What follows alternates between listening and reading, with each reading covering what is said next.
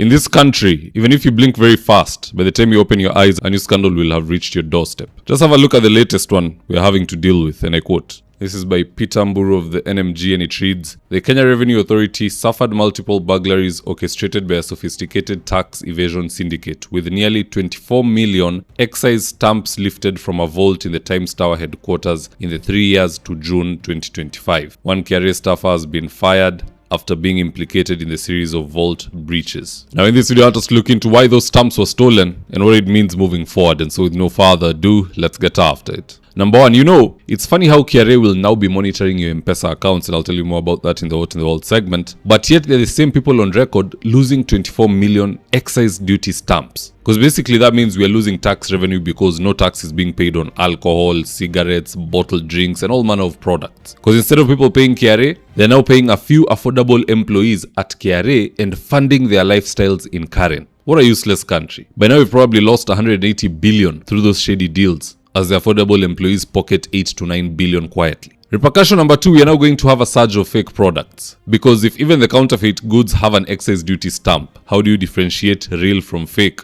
or fake from real? You ideally can't. And it's no wonder nowadays, when Kenyans drink, they don't get high. Unakunywa, unatoa jasho. The byproduct of drinking is sweating. What does that tell you? You are drinking an illicit brew. Hata kama umeiendea kwa supermarket, ukachukua pale kwa shelf, it is fake. Because even the owners of the supermarket, those who are doing procurement and whatnot, cannot tell the difference. Both have the official seal of the government. Those of you who are also smoking, you are smoking things that will give you cancer. Tayari sigara inaweza kupea cancer. Sasa umeletewa sigara ambayo si halali. The filter is shorter by a few millimeters so that they can save money, but they're exposing you to more toxins. Use that same brand over the years if they can get away with this thing for as long as they can. Before you know it, cancer ndio imeingia. Unajiuliza cancer ilitokea wapi? Kazi ya filter ni nini? The whole point of the filter was to keep you from consuming those toxic fumes. And the other filter that we have is KRA through the excise stamp duty, na hata hiyo filter ndio imefupishwa, hata imekondeshwa, hata haiko. It is worse than hata ile ya sigara. Number three, because of the overly stolen excise duty stamps, some few corrupt individuals are now enjoying a small phenomenon called unfair advantage. They are making lots of money with very little liability. It's similar to what we see in CBD. Someone goes there, starts a business, amelipa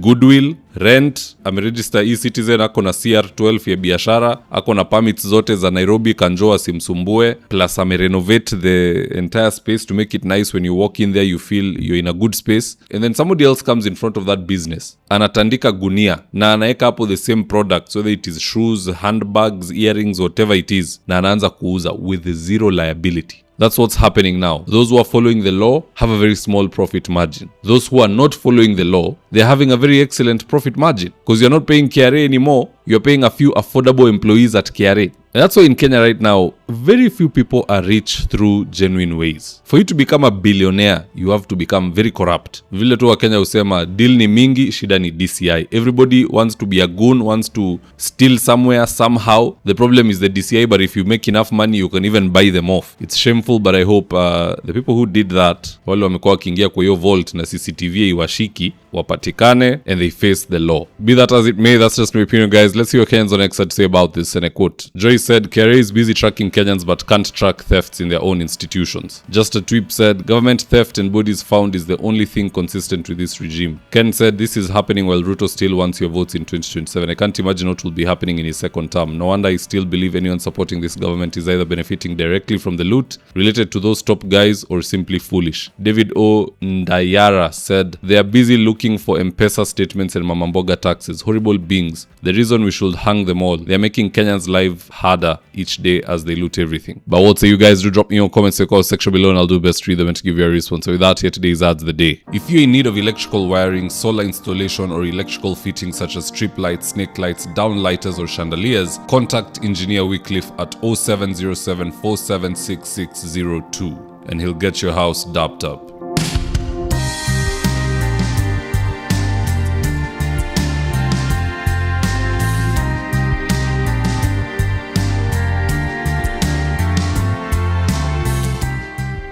Right now, I'm with my team headed to a client's house in Riru for consultation. That is to take measurements of the windows, go through our catalog with the client, and then once they decide on the color and the fabric they want, we'll get busy sewing, and at long last, the curtains installation will be on us. So if you're looking for curtains, shears, curtain rods, curtain accessories, reach out to Phoenix Curtains and Interior Decor and we will sort you out. Call us on 0724 414153. If you're here for the first time, please go on and hit the subscribe button. And if you're watching from a different platform, just head on over to YouTube, search for David Wafula. Hit the subscribe button, you're going to be getting a ton of content of this nature. If politics is something you're passionate about, this is definitely the one channel that you really need to subscribe to. Alright guys, adios.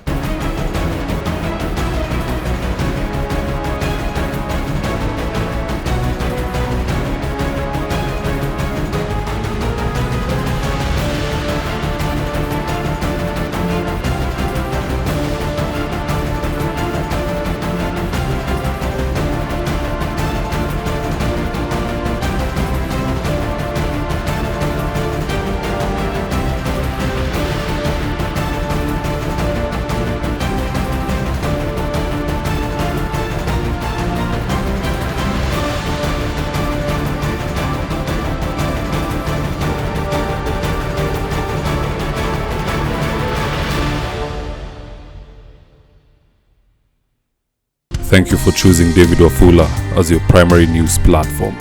We put countless hours in research, recording, and editing. By showing up each and every day to watch our videos, you encourage us to generate more videos for the viewers. We are on a mission to inform, educate, and build a better tomorrow. To our thousands of followers in a world full of presidents, kings, and queens, you are the real gem. Adios.